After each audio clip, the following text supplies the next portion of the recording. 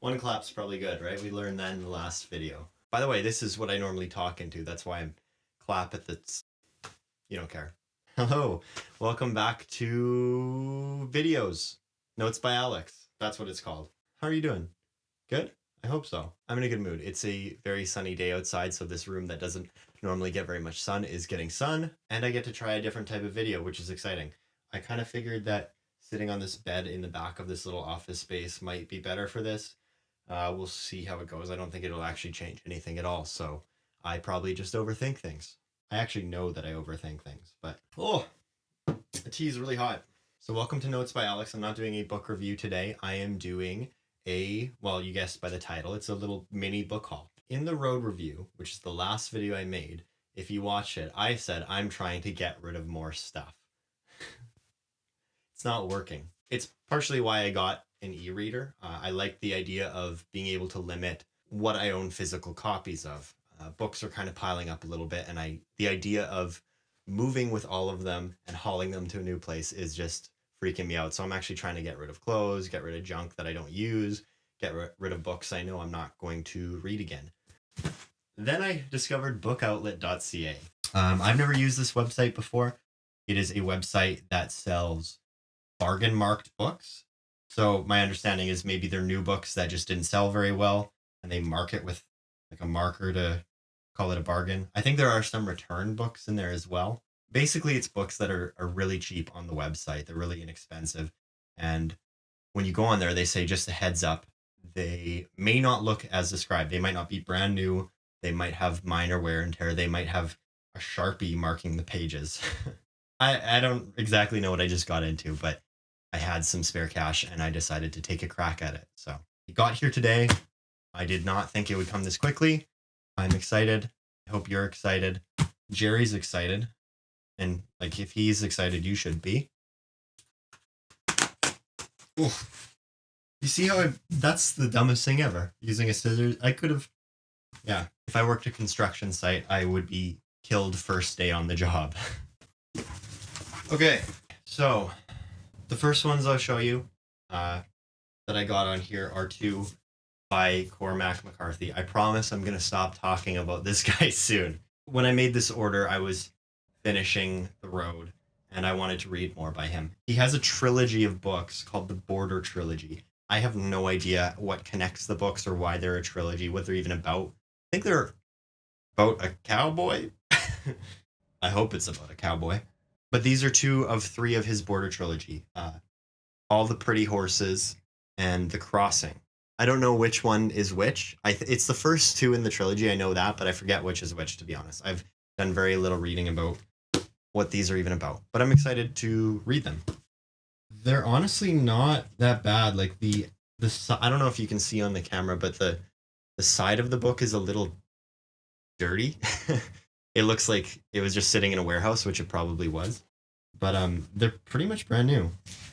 Smells good. So yeah, I'm excited about those. And then if I enjoy them, I'll obviously pick up the third. I'll probably pick up the third anyways, because who ends two into a 3-book trilogy? That's psychotic. I got a book called John Dies at the End by David Wong. To be honest, I don't actually know a lot about this one either. David Wong was a writer for cracked.com. And when I was in high school, I thought that was the funniest website ever. I read Cracked pretty obsessively.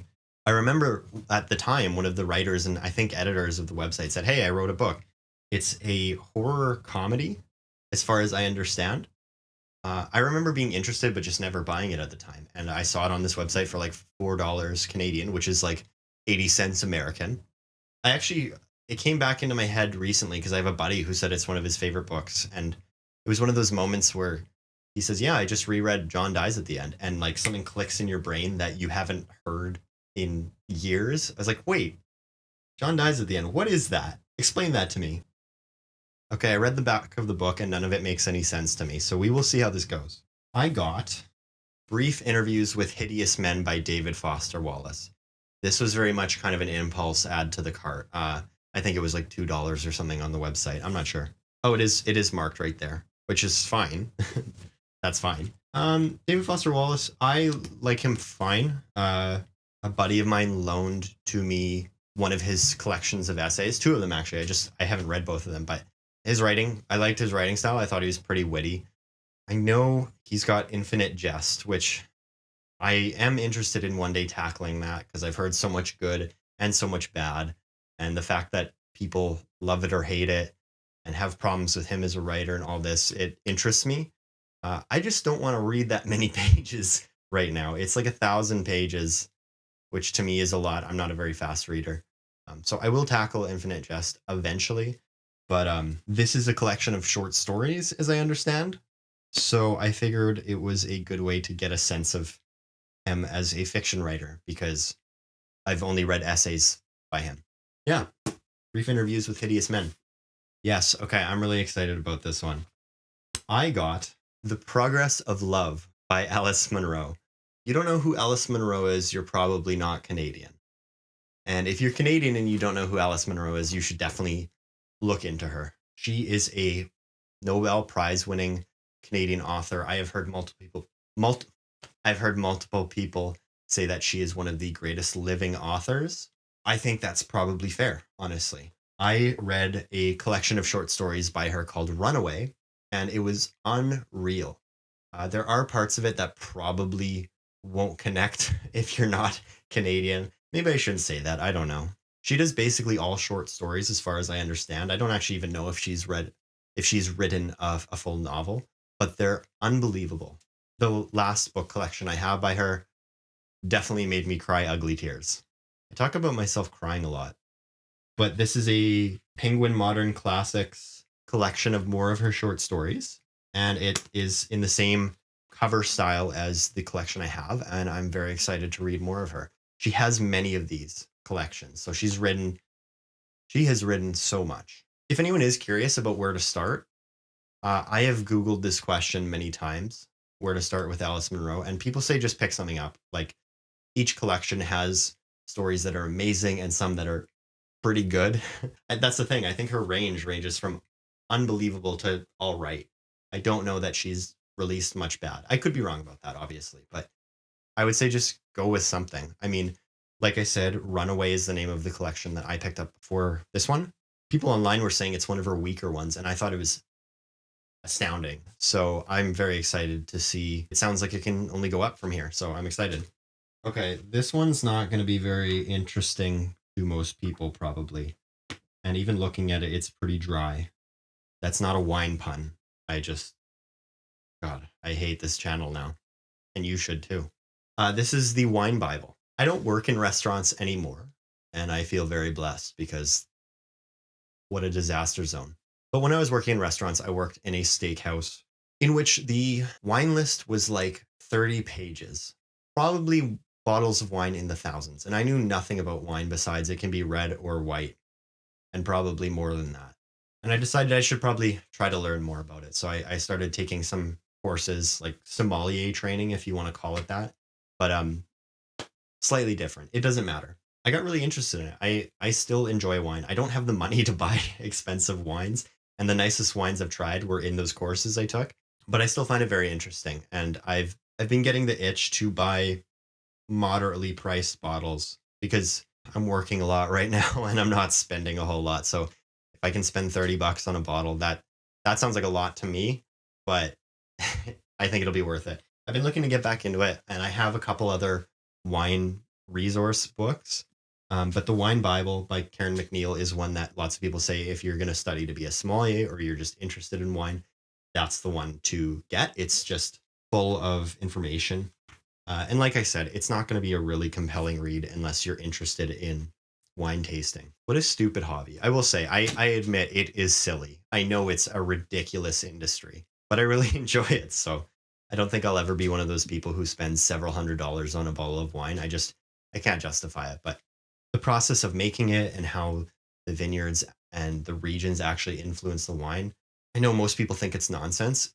It gets to a point where it is nonsense, but there is some science to it that is legitimate. And once you start learning that and tasting different wines and realizing, oh, this is like this because it was grown over here, that part of it is really interesting to me. So again, it looks pretty much new. It looks like someone hit it with a Sharpie. So I'm guessing that's what a bargain marked book is. yeah, I'm glad to have this just as a reference. Okay. I got two copies. I got two copies of Eating Animals by Jonathan Safran Foer. Where do I start with this? Starting in April of 2020, I went vegan and I wanted to see how far I could go.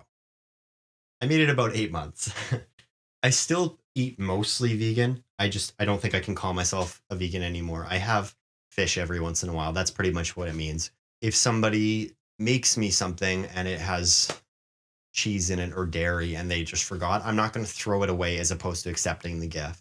So I still try to eat as vegan as I can, but I'm probably going to bend the rules a little bit at certain points based on context. That's where I've got with my own eating, and that's where I'm comfortable with it.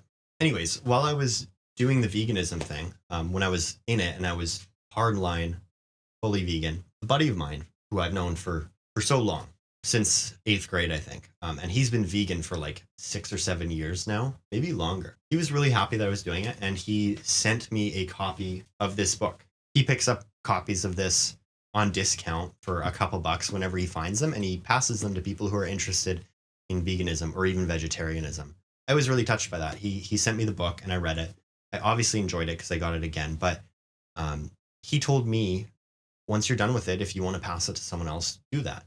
So I did. I mailed it to another friend of mine who was kind of interested in it. But now I do want a copy just for reference. I probably won't go through the whole book again, but it's good to have as reference because there's lots of interesting facts in here. I got 2 copies because they were on discount and I knew that he would want one. So I'm gonna mail that to him. But this is actually one of my favorite books I've read last year. Obviously I'm biased because I lean towards avoiding animal consumption and animal product consumption. I will say I think it has an appeal outside of that. If you're a meat eater, I would urge you to check it out if you can. The most compelling part of the book to me wasn't any arguments about how horrible the factory farming industry is, which it is. The most interesting part of the book to me was actually his argument that consumption, and not just eating food, like consumption, like purchasing whatever you take into your life, he basically says something to the effect of it should be purposeful and thought out. And I think that's fair. In North America, we're really good at buying cheap goods and not questioning where they're coming from. I just did that with a book haul. So is that hypocritical? Maybe. So honestly, sorry. The thing is, these are coming from Canadian bookstores and they didn't sell. So that's how I justified buying these. But I could be wrong on that. Anyways, the most interesting part of Eating Animals to me is how Jonathan Safran Foer, again, sorry if I'm mispronouncing, he says, you can eat however you want. And there's reasons to eat meat. He admits that, and I agree. There are reasons to eat meat and eggs and dairy, and there's reasons to do all of those. I'm not going to pretend that veganism doesn't have its problems. But he says something to the effect of, it's strange that people don't think about why. And that's fair. I mean, I think if we are going to continue living, as we all do, and would like to, it's a good habit to get into the habit.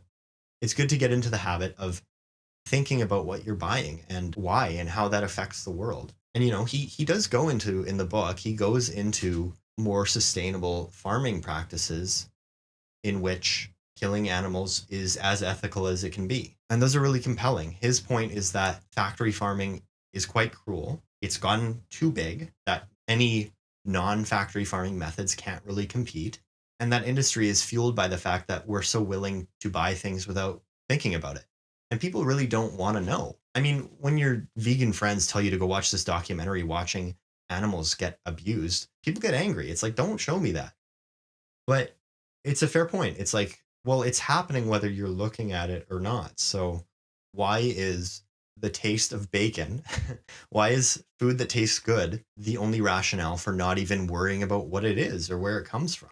I think even if you read up on factory farming and you determine, for me, I'm going to eat animal products. I'm still going to eat meat. I think that's fine. I think there's reasons to do that again, but I feel it's a good habit to question why you do that instead of just saying because I like it. Well, I mean, where does it come from, man? Like, we do the same thing with other industries too. I mean, I'm filming this on an iPhone and I bought it because I wanted an iPhone and that was the rationale. We all know where iPhones come from. They're not made in North America. we push that to the side. And I'm not saying I'm any better. I do that with lots of my purchases. But this book has helped me to try and get into the habit of thinking a little bit more about what I'd like to spend my money on and where my money's going and what it's supporting. Nobody's going to be perfect at that. But if we can all try a little more, I think that's a net win. This got very preachy, so I'm sorry if I scared some people away. Honestly, again, if you eat meat, I get it. I stopped eating meat not even a year ago. Again, I said April 2020. So I've eaten meat my whole life to this point. I understand why. So I honestly do not judge. What I do judge a little bit more about and what frustrates me a little bit more is when people do things without thinking about it. I think living purposely and thoughtfully is a net win. And we can all do it. Please don't unsubscribe. I'll stop talking about life choices and all that because people have their circumstances for everything. Also, to play devil's advocate for you meat eaters, I'm aware that veganism is not sustainable. My understanding is that if everybody on the planet ate vegan, that would also cause environmental problems. I'm just learning as much as I can. So if people have their own thoughts about it, I mean, send them my way. I'm willing to read anything. I'm going to continue reading about consumption and eating and farming because it's something that's overlooked. Michael Pollan has a book called The Omnivore's Dilemma that is sitting upstairs right now, actually. I'm meaning to get to that as well. And he makes more of an argument for omnivorism. So I'm excited to get to that eventually. Anyways, okay, we're going to stop talking about eating meat and not. And this last book is not going to be very exciting to the people who don't care about that last one because it's Jonathan Safran Foer again. And it's called We Are the Weather. Saving the Planet Begins at Breakfast. I'm thinking this is going to be very similar themes to his other book. My understanding is that this is about how our food consumption affects the planet and the environment. That's really all I know. Just based on the quality of writing from the last book, I quite enjoyed that. It was one of my favorite books of 2020. So I wanted to get his sequel to Eating Animals. And I got a copy for my buddy. So by the time this video is up, my gift is there for you. I'm excited for both of us to read along together and discuss it. That's what I've got for you. Should I make a stack? Oh my God, I am not strong. There it is. Some doubles. Maybe one of the least interesting book hauls ever. Yeah, I'm excited to read these. I don't know when I'll get to any of them because I have other stuff lined up. If you made it this far and you got past my rambling about eating meat, thank you very much for watching. If you have thoughts about anything regarding this video, please comment. I love to hear from you guys. I'm excited to interact with booktube. If you liked the video, please tell me why. If you didn't, please tell me why. What do you think, Jerry? Just eat plants? Thank you very much, everybody. Honestly, I hope you all have a wonderful day. Leave a comment. Tell me what you thought of the video. Ask me to check out your channel, and I will get to that. And I will see you again for more videos in the future. Thank you. Bye. I think I'm getting worse at this, but yeah.